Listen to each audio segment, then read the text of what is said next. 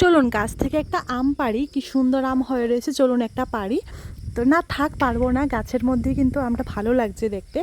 তো নমস্কার, শুভ বিকেল। তো আজকে বিকেলে ছোট্ট একটা মিনি ব্লগ আপনাদের সঙ্গে শেয়ার করছি।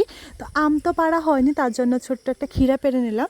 আর এবছরের ক্ষীরা প্রায় শেষের দিকে, খুব ভালো লাগে বাড়ির জিনিস খেতে, টাটকা টাটকা জিনিস।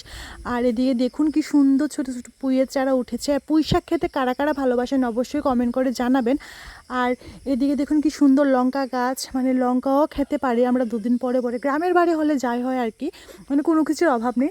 তারপর দেখতে পেলাম আমার শাশুড়ি মা কি সুন্দর আমসত্ত্বা বানিয়েছেন। তিনি প্রত্যেক বছরই আমসত্ত্ব দিয়ে থাকেন, যা সেটাকে সিদ্ধ করে আর রোদে শুকিয়ে নেয়। এটাই কিন্তু খুব ভালো লাগে খেতে।